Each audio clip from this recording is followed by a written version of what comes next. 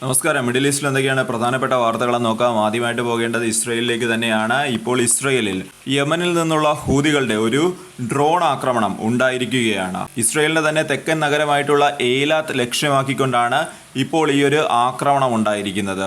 ഇതിൽ ഏറ്റവും പ്രധാനപ്പെട്ട കാര്യം എന്ന് പറയുന്നത് ഇസ്രയേലി പ്രതിരോധ സംവിധാനങ്ങൾക്കൊന്നും തന്നെ ഈ ഒരു ആക്രമണത്തെ തടഞ്ഞു നിർത്താൻ കഴിഞ്ഞില്ല എന്നുള്ളത് തന്നെയാണ്.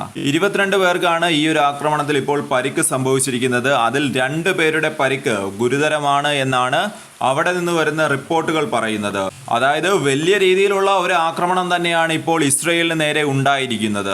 ഈ ഒരു സംഭവത്തിന്റെ പശ്ചാത്തലത്തിൽ ഇപ്പോൾ ഇസ്രയേൽ പ്രതിരോധ മന്ത്രാലയം യോഗം കൂടി സ്ഥിതിഗതികൾ വിലയിരുത്തുന്നുണ്ട് എന്നാണ് ഇപ്പോൾ അറിയാൻ സാധിക്കുന്നത്.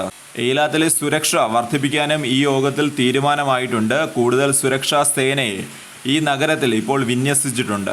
ഈ ഒരു ആക്രമണത്തെ ഇപ്പോൾ അമേരിക്ക ശക്തമായ ഭാഷയിൽ തന്നെ അപലപിക്കുന്നുണ്ട്. ഇസ്രയേലിനെ സംബന്ധിച്ച് നോക്കുകയാണെന്നുണ്ടെങ്കിൽ ഏലാത്ത് എന്ന് പറയുന്നത്, ആ ഒരു പ്രദേശം എന്ന് പറയുന്നത് ഇസ്രയേലിനെ സംബന്ധിച്ച് വളരെയധികം പ്രധാനപ്പെട്ടതാണ്. അതായത് വിനോദസഞ്ചാരികൾ ഏറെ എത്തുന്ന ഒരു നഗരമാണ് ഈ ഏലാത്ത് എന്ന് പറയുന്നത്. അതുകൊണ്ട് തന്നെ ഇസ്രയേലിന് സാമ്പത്തികമായി തന്നെ വളരെയധികം പ്രത്യാഘാതങ്ങൾ ഈ ഒരു ആക്രമണത്തോടു കൂടി ഉണ്ടാകാൻ സാധ്യതയുണ്ട്. എന്നിരുന്നാലും ഇസ്രയേലിനെ സംബന്ധിച്ചും ഇസ്രയേലി പ്രതിരോധ സംവിധാനങ്ങളെ സംബന്ധിച്ചും കനത്ത ഒരു തിരിച്ചടിയാണ് ഇപ്പോൾ ഉണ്ടായിരിക്കുന്നത്.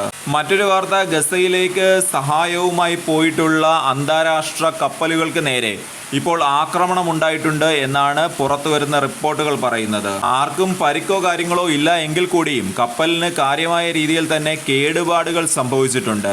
ഗസയിൽ നാവിക ഉപരോധം ഏർപ്പെടുത്തിയിട്ടുള്ള ഇസ്രയേൽ തന്നെയാണ് ഇത്തരമൊരു ആക്രമണത്തിന് പിന്നിലെന്നാണ് റിപ്പോർട്ടുകൾ പറയുന്നത്. യൂറോപ്യൻ യൂണിയൻ കമ്മീഷനും അതുപോലെ തന്നെ പല അന്താരാഷ്ട്ര സംഘടനകളും ഈ ആക്രമണത്തെ ഇസ്രയേലിന്റെ നടപടിയായി കണ്ട് അപലപിക്കുകയുണ്ടായി.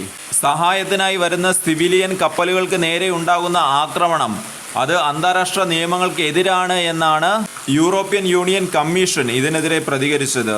ഈ സഹായവുമായി വരുന്ന കപ്പലുകളിൽ ഗ്രേറ്റ തൻബർഗും ഉൾപ്പെടുന്നുണ്ട്. അതായത് ഗസയിലുള്ള ജനങ്ങൾക്ക് പിന്തുണ അറിയിച്ചുകൊണ്ടാണ് ഇപ്പോൾ ഗ്രേറ്റ തൻബർഗ് ഈ ഒരു യാത്രയോടൊപ്പം ചേരുന്നത്. എന്നാൽ ഇപ്പോൾ വരുന്ന ഏറ്റവും പ്രധാനപ്പെട്ട വാർത്ത, ഇത്തരം ഒരു ആക്രമണത്തിന് ശേഷം ഇറ്റലി ഇത്തരം കപ്പലുകളെ സഹായിക്കുന്നതിന് വേണ്ടി തങ്ങളുടെ നാവികസേനാ കപ്പലുകൾ അയച്ചിട്ടുണ്ട് എന്നാണ് അറിയാൻ സാധിക്കുന്നത്. ഇറ്റാലിയൻ സർക്കാർ വ്യക്തമാക്കുന്നത് സിവിലിയൻ സഹായത്തിനായി പോയിട്ടുള്ള ഇത്തരം കപ്പലുകൾക്ക് നേരെ നടത്തിയ ഈ ഒരു ആക്രമണം ഒരിക്കലും അംഗീകരിക്കാൻ സാധിക്കില്ല എന്നാണ് ഇറ്റലിയുടെ വ്യക്തമാക്കുന്നത്. എന്നിരുന്നാലും ഈ ഒരു കാര്യത്തിൽ ഇപ്പോൾ ഇറ്റലി ഇടപെട്ടതിനാൽ ഇതുപോലെയുള്ള ആക്രമണങ്ങൾ ഇസ്രയേലിന്റെ ഭാഗത്തു നിന്ന് ഉണ്ടാകില്ല എന്നാണ് ഇത്തരം ന്യൂസ് റിപ്പോർട്ടുകൾ പറയുന്നത്.